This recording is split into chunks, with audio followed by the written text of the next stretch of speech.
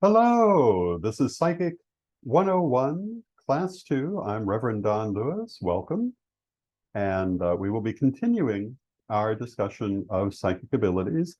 In class number 1, as you recall, we talked about what psychism is, some ways in which it's pursued, and we had our very first exercise. Tonight, we're going to talk about psychic hygiene, which is a very important thing to know before you really do anything much with psychic ability. Psychic hygiene is every bit as important as physical hygiene, and um, and there's enough about it to easily fill a single class. Um, I often talk about, and I think I probably did in the previous class, my years working as a psychic reader, um, initially in a psychic fair circuit that was heavily composed of spiritualist readers who very often, because of that particular background, didn't have a lot of psychic hygiene. Spiritualism is an older um, philosophy, an older technique, and we've learned a lot about these things over the years. So they didn't do, and it depends on which individual, but a lot of them didn't do a lot of psychic cleansing. They didn't do a lot of clearing their energy.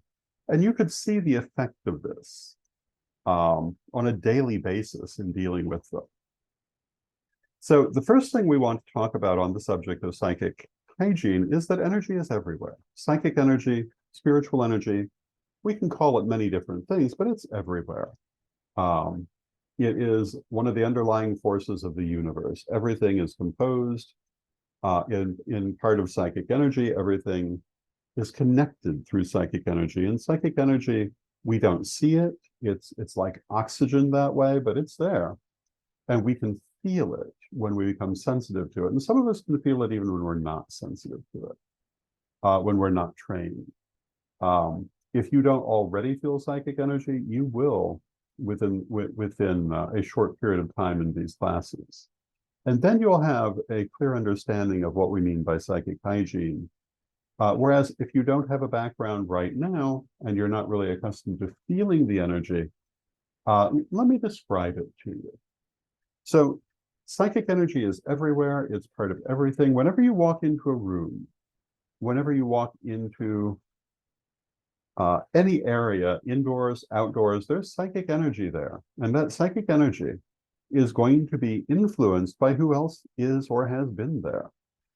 One of the things that's very natural about life that we rarely consider, even sometimes people with this background, is that we're constantly putting out and pulling in psychic energy. It's a natural thing, and we're constantly exchanging energy with other people. This is why we sometimes will get a feeling about a person because we're feeling their energy. And when we go into any given place, whatever energetic charge it may have, we can pick up on in that same way. We can also carry it away with us under certain circumstances. If we have a bad experience with a person, or we get a bad feeling from them, or we come into a room where something bad has happened previously, we can pick up that charge and carry it away with us if we're not conscious of psychic hygiene. The same is true at the opposite end. We can pick up a really good feeling from a person we're working with or a place that we're at. We may not want to be so quick to deal with that energy because it feels good. But still, we must always deal with excess psychic energy for a variety of reasons. We often use the term negative energy to describe a wide range of energies, but people often misunderstand this to think that they're talking about something that is negative in the sense of being inherently bad or coming from negative emotions, coming from negative experiences, and that can be true. But negative energy also refers to energy that simply is muddy, does not have clear qualities, maybe stale. It may have been sitting in that pattern for too long. It may simply not have a positive charge. That's also negative energy. When we do psychic hygiene, when we talk about clearing negative energy, we're not talking about, my favorite subject, the demon in the basement on the paranormal show. We're talking about perfectly ordinary energetic charges that energy will pick up. It doesn't have to be something spectacular to be negative energy. And I'll give you an example. I worked for many years at the Light of the Moon bookstore in Evanston and many other psychic bookstores as well. But at Light of the Moon, I learned something very interesting about managing that kind of shop. And it was pointed out to me that if the energy was allowed to sit undisturbed for too long, the business would fall off.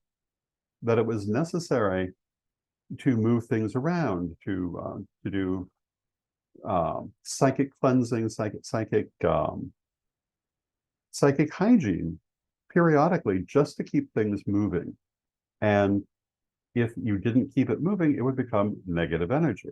What we mean by negative energy here is stale, unchanging energy that was not fulfilling any positive purpose. What they would do is they would move things around on the shelf. They would move the energy around, and presently everything would start moving in a good direction. This is a simple example of psychic hygiene and a way to deal with negative energy. We're going to talk about a lot more, but this is a simple example. And in your home, you can do this. If you feel like your energy has become static, if you feel that it has become negative, moving things around, cleaning things up a little bit, even if they're already clean, as well as more advanced energy techniques, will help to clear that negative energy. The reason that we don't want to deal with negative energy, and also, and we'll talk a little more about this in a moment, with any excess energy, but with negative energy, is that it will muddy our energy. If we pick up on it and carry it with us, it may cause us to feel lackluster. It may cause us to feel tired. It can do a lot of things to us, even though, again, when we say negative energy, we're not talking Freddy Krueger in the basement. We're talking about energy that just does not have a positive charge. So keeping your energy positive charge in your home, in your workplace, in yourself is always a good idea. The other thing that we want to talk about on this subject of psychic hygiene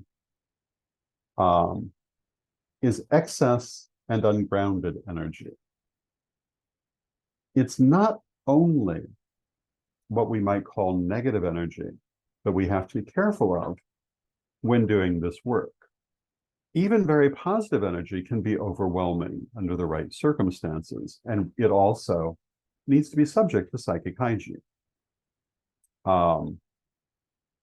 When we do psychic work of any kind, we're raising energy.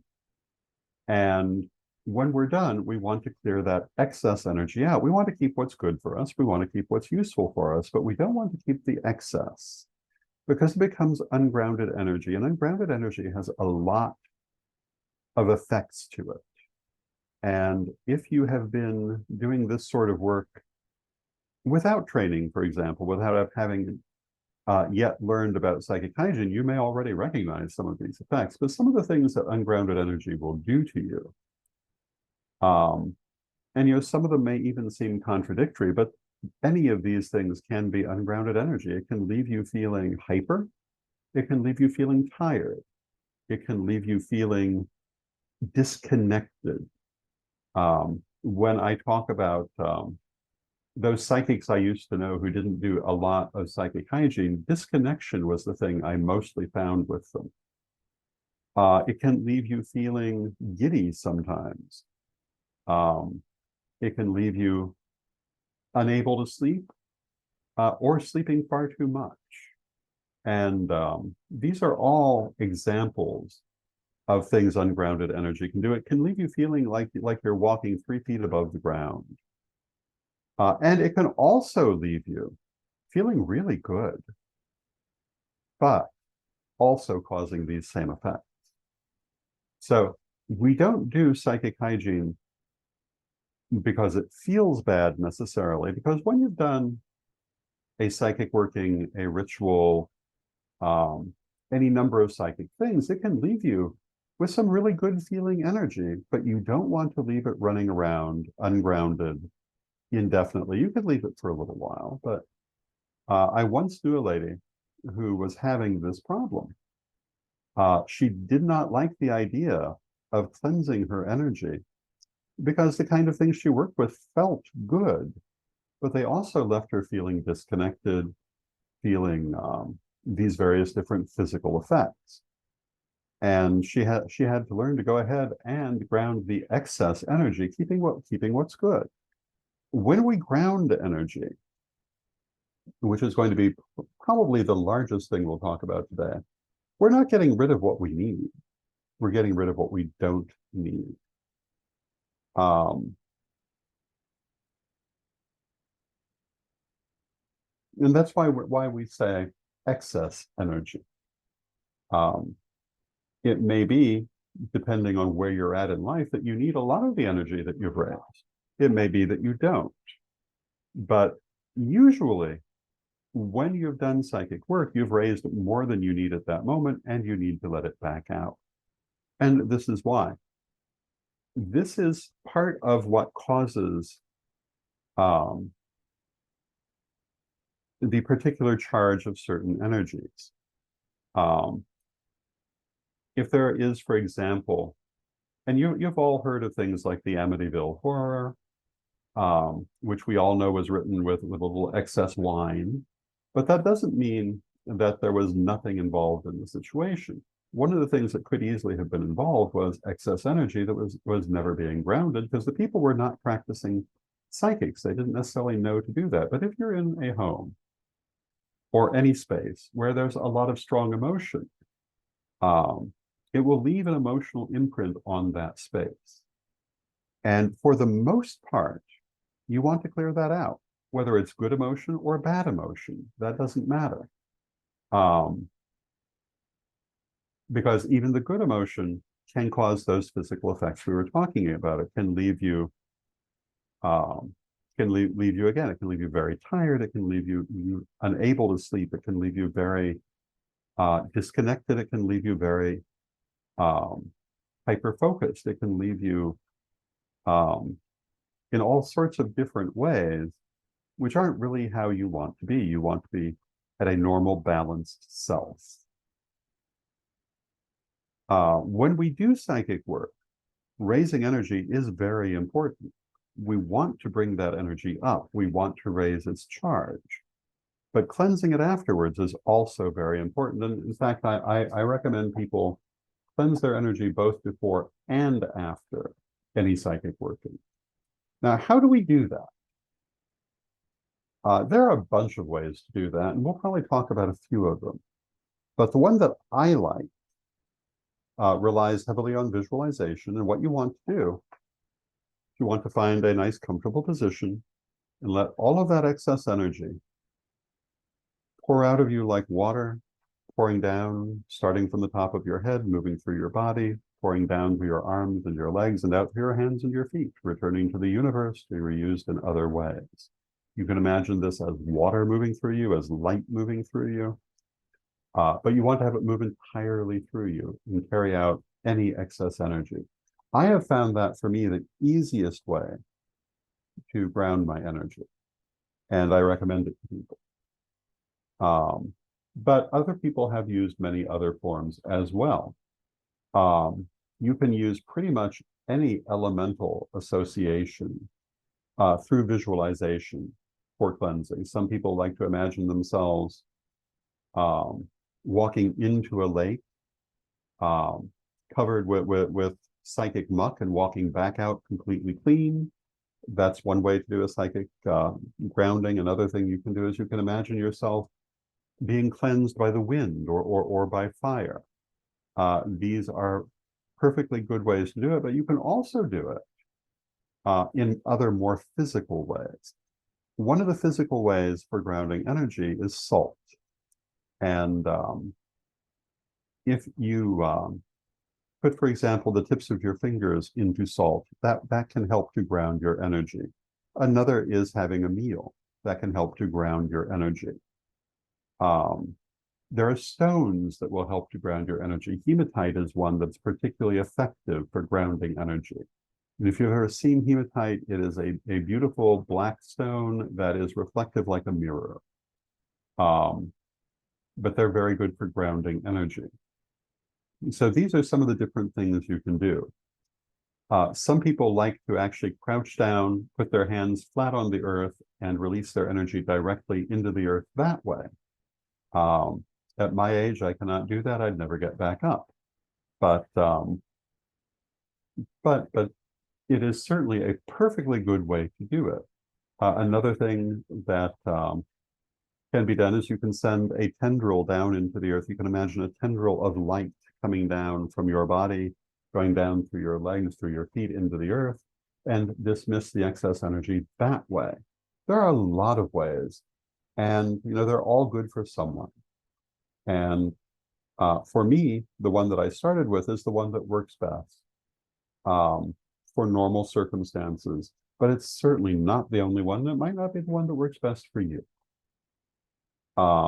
Another thing that I have found helpful for cleansing energy when there's a lot to be cleansed is to use a yellow colored light filled with silver stars and to push that through the energy that we're talking about. If we're trying to clear a room, for example, of a vibration, you want to imagine that light filling the room entirely, shoving out any negativity, and not allowing it to return. That's a way of doing this. You can do the same with yourself. Bring it in through the top of your head, push it down through your body, but using the yellow light with silver stars, another good way to do that, particularly when you need a stronger dose of energy. For the most part, I find white light is simply all that you really need. But this is another good technique. And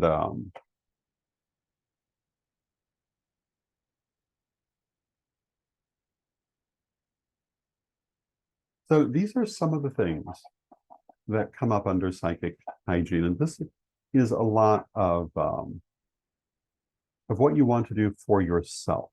If you're a psychic reader, I advise that whichever form of cleansing you find helpful for you, you do it before you start. And then again when you finish. You do it before you start to get rid of any charges you've picked up on from the world around you and to make yourself a clean slate. You do it afterwards to get rid of any charges from the reading and to return to again, being a clean slate. It's good to do it in the morning. It's good to do it in the evening. It's good to do it anytime you feel that you've picked up excess psychic energy. As we were saying earlier, it's not only ourselves that we need to use psychic hygiene on, but also our environment. Rooms can pick up psychic charges from things that happen in them. Homes can pick up psychic charges. Geographic areas can pick up psychic charges. And there are ways to work with cleansing all of these. When we do a space blessing, such as, for example, if we've moved into a new home, or if we feel that our existing home is in need of a blessing, this is part of psychic hygiene. There are, again, many ways to do this. For myself, what I normally will do is I will go through every room and depending on what is at hand, I may be using a candle or incense or both, or simply visualization, or all of these together. And in each room, I will send out any negativity and I will see it leaving. I will imagine it leaving. And usually I will use that, that yellow light with silver stars to then fill that room and change that vibration. And then I want to charge the room with positive energy and forbid any negative energy to return. And I usually will do that with a blue-white light with silver stars again. Though there are other ways to do that. It is very important to remember, as we started this class by saying that we're constantly picking up and putting out energy. Everyone is. There's nothing odd about that. One of the things that you find a lot of, well, I'll go ahead and say hysteria about in some segments of the psychic community are psychic vampires, people who pick up other people's energy. And this is something that does exist. But it's also a normal part of life. Most of us do this all the time. We pick up energy from other people. We just don't take enough that we take what they've already shoved off from their own energy, because we're constantly releasing energy. For some people, they take much more than that. And this is can be a negative thing, particularly if they don't know they're doing it. But one of the most interesting things that I have learned about psychic vampirism over the years came from Michelle Belanger, the noted psychic vampire activist and author, who pointed out that in her studies, in working with Asian healing techniques, she had found that what this really was, when people were doing this unconsciously and bringing in lots of other people's energy, it was a lack of yang energy, an excess of yin energy. And this is not necessarily bad if you know what to do with it. In certain forms of Asian psychic healing, to have that excess of yin energy is very good to be able to practice that healing technique, because you're pulling energy from other people. And it gives you a natural ability to do it.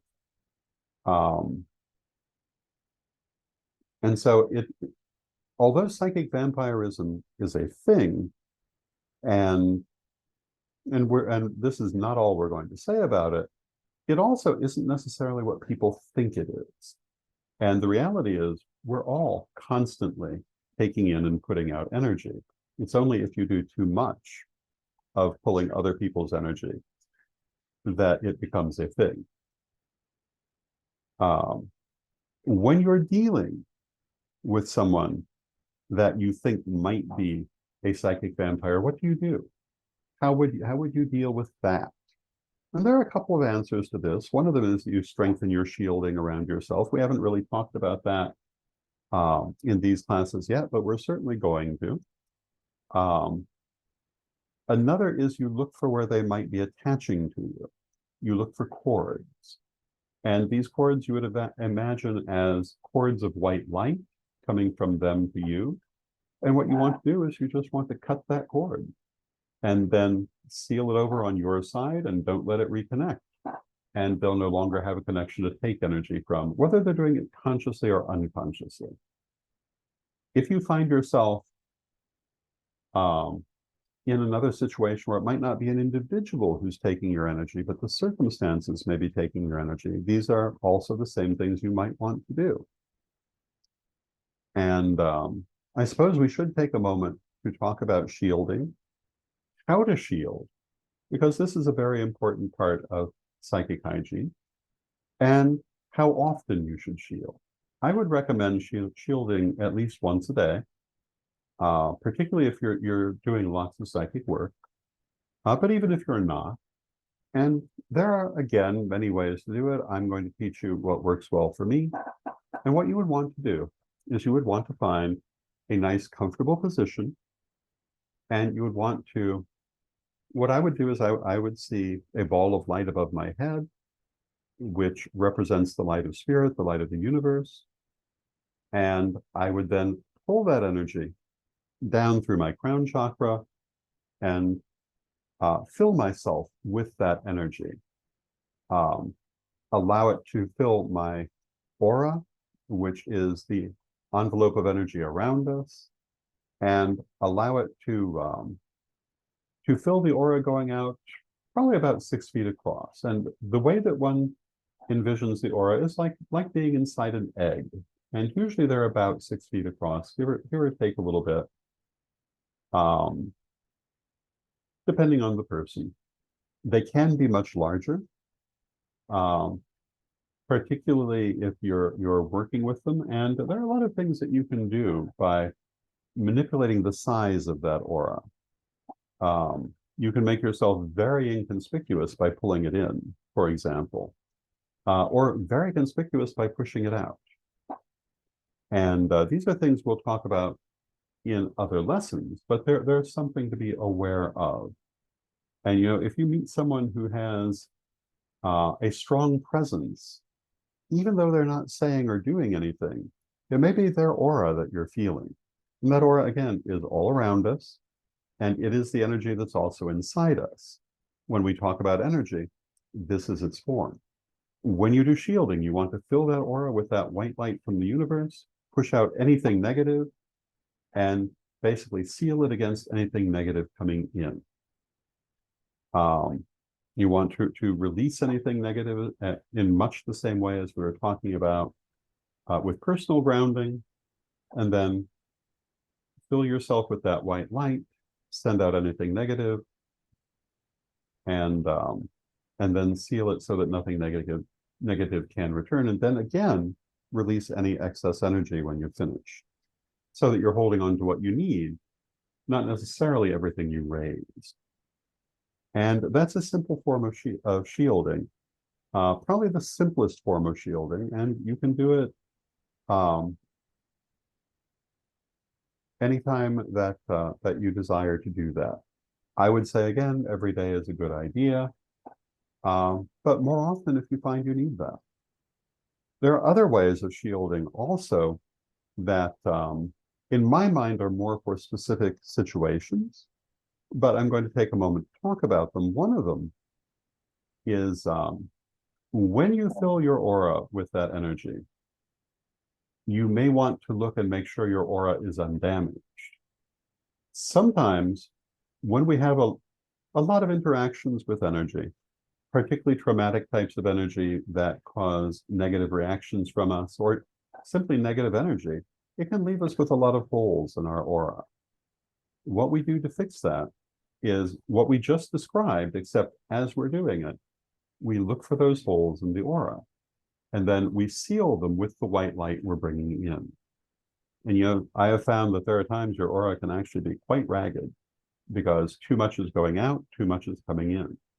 You want to seal its boundaries, which is what we mean by shielding, and make sure they don't let negativity in. So you look for those holes and you cover them over with white light and make sure that they become solid again, which is how they should be, letting what's good come in, keeping what's bad out, keeping your own energy in, and not letting it just go everywhere. And that's one thing that you can do if you particularly find yourself dealing with a lot of ungrounded energy, dealing with a need to work on your aura. Another thing that you can do, if you feel like you're walking into a situation where there might be more energy than you want to deal with, or you feel there may be negative energy, or maybe you feel that you're on the receiving end of negative energy from one source or another.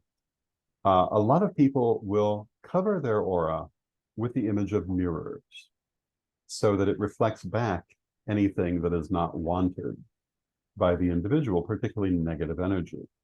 And you do this by imagining your aura kind of like a giant mirror all around you. And that will tend to reflect back any negative charges that you might be picking up on. You can also do this not only for yourself, but for a location. You can do it for your home, for the property that you live on. And these things also need psychic hygiene. They need to be cleansed energetically. They need to be shielded. sometimes more than others. And we always want to let go of excess energy, but we keep the energy that we need. And this is very important to emphasize. We don't want to release all of our energy. We also don't want to keep all of the energy that we may have raised or brought in, particularly when we're dealing with lots of people. One of the things you'll sometimes hear people who are very psychic say is that they don't like to be in crowds because they pick up so much from other people. But good psychic hygiene will help with that. It will help to keep those energies from entering into your aura more than you want them to. So these are some of the things about psychic hygiene that make it important, why we need it, and particularly for those people who are doing regular psychic work intentionally. These are very important considerations because you will be dealing with a much increased amount of energy than you're likely to be dealing with just in personal life. When you read for people, firstly, you're raising energy to help you to do that. Reading, you're also taking a certain amount of energy from the person when you connect to them to have the connection that allows you to do that reading. Good psychic hygiene is very important in those cases. I've talked about how I feel that psychic fair reading is one of the best techniques to learn to read, because you work with so many people and often in less than ideal circumstances, and this is true, but it's also a time when you really need to practice that psychic hygiene because you are dealing with so many people and often in less than ideal circumstances. It can leave you with seriously ungrounded energy if you don't take care of that. And also at psychic fairs, you deal with a lot of people. This is one of the things that psychic hygiene is very important for when you're dealing with lots of people, when you're dealing with new situations, and really just dealing with life. And again, to go back to where we started, this is partly because we're constantly putting out energy and constantly pulling it in. Certain activities put out a lot more than others. Unless you're highly shielded, whenever you're working with another person, whenever you're with other people, you are going to be picking up some of their energy. You need to be aware of that. And if you're not, I would say you've probably made yourself too shielded, because you won't be able to feel anything going on around you. Now,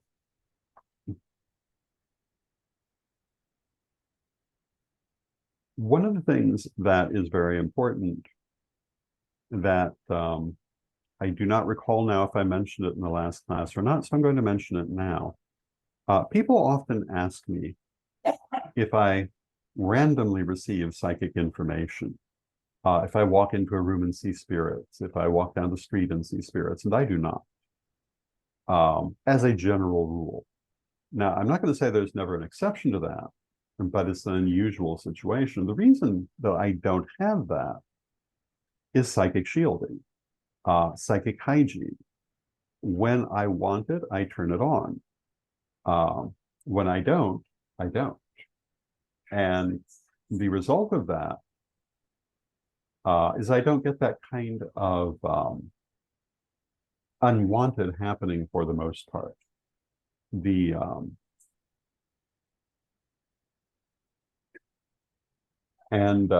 I know people who do like to leave themselves so open that they do have that kind of spontaneous experience, but I have never found that to be a comforting feeling. I much prefer to do psychic work when I want to do psychic work. And this is part of psychic healing. And I recommend turning it on when you want it and turning it off when you don't. Rather than just having it constantly open. And again, it has to do with ungrounded energy, the things that you're going to pick up being that open, and the need to keep your energy clear. When we keep our energy clear, we function well as human beings. When we allow ourselves to have a lot of ungrounded energy, it causes, again, all kinds of effects. Let me tell you a little story about what ungrounded energy can do. Years ago, I worked with a meditation group in Evanston, Illinois.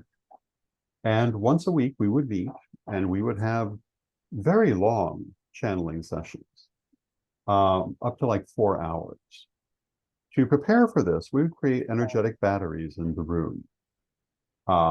Usually 4 pillars of white light in the corners of the room and a sphere of white light at the center. And this was to help us to have the energy to go through that long a period of time. Usually this was no problem. We'd put this up at the start, we'd take it down at the bottom. But the lady who hosted the group, one week had moved into a new apartment. And this kind of unconsciously caused us to change our habits. At the end of that evening, we did not think to take down those psychic engines that we had created to bring us additional energy, because we were busy looking at the new apartment. We were getting the grand tour. We were telling her how lovely it was. And we left without doing our basic psychic hygiene. When we came back the next week, the very first thing she said was, please remember at the end of this evening to take down the batteries and to ground the energy, because I have not been able to sleep for a week. Now, I would have said that she could have taken it down herself. But maybe because we'd all been involved, she found a little more than she was able to do. But this is what ungrounded energy can do. It was very good energy. It was very positive energy.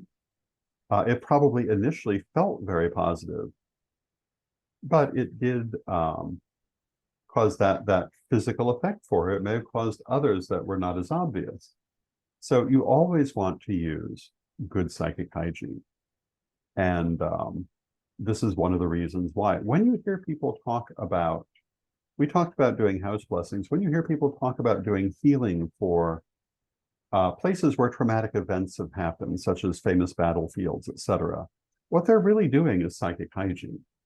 They're cleansing that energy. There are more specific techniques they may use for something like that, but it's what we're talking about now. And it is, in fact, a very important thing. So with that, I think that closes everything that I have to say about psychic hygiene for this evening. And we're going to now move to our exercise. In our last class, we had our first exercise, which was about feeling the energy around you. This exercise is going to kind of pick up from that. And I want you to begin by finding a nice, comfortable position and take a moment to clear out all that excess energy. Let it flow out of you like water flowing down through your arms and your legs and out to your hands and your feet.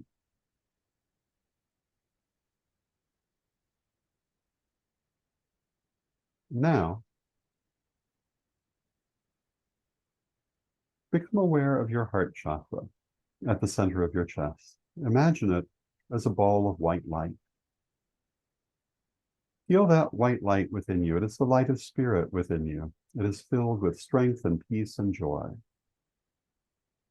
Let that ball of white light expand, slowly filling your body, moving up into your head, moving down into your legs, out into your arms, down into your hands and your feet, until you're completely filled with that beautiful white light of spirit. And then let it expand through your aura. Let it expand to fill that egg of energy around you. Again, approximately 6 feet around you. Let it expand and fill the aura with the beautiful, clear white light.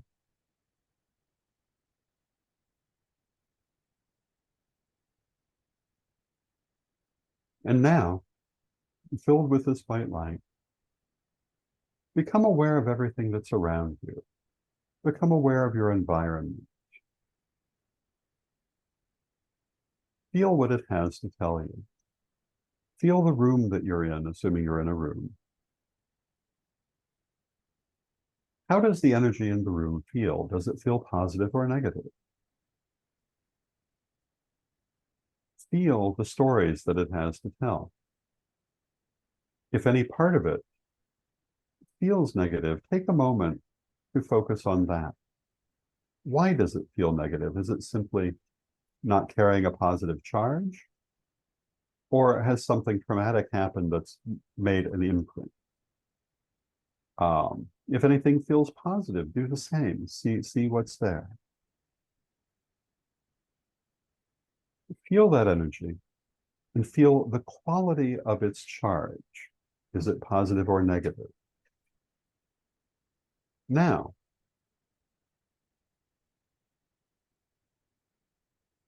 as you have acquired that information, take a moment to feel that beautiful, clear white light within you. And let it expand through your room. Let it expand from your aura to fill your entire room. And those places where you have felt excess energy, whether positive or negative, let the white light go there. And let it bond with that energy, whether it's a positive charge or a negative charge. Let it bond with that energy. And now, once again, let us clear and release all excess energy, not only from ourselves, but from the room where we've bonded it. Feel the white light of the universe coming down and carrying out all excess energy. Feel it pouring down from you through your arms and your legs, through your aura, being released back into the universe. Feel it coming down through the room, taking all excess energy with it. Not good energy you want to hold on to, but all excess energy, the energy that's not necessary. And you don't have to be extremely specific in what this means. It knows what it is. And the excess will go with the light.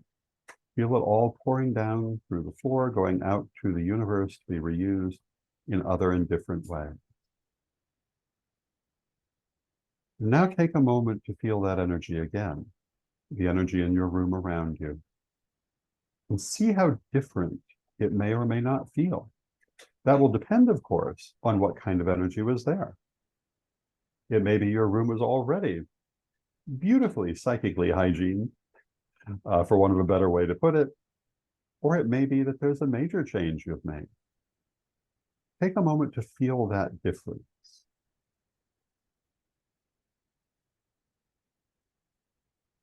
And now, once again, just clear and release any excess energy. Come back to where you began. And that will complete our class for this evening. I want to thank you for being here. I hope that you've enjoyed it. And with that, we can move on to the question portion of our presentation.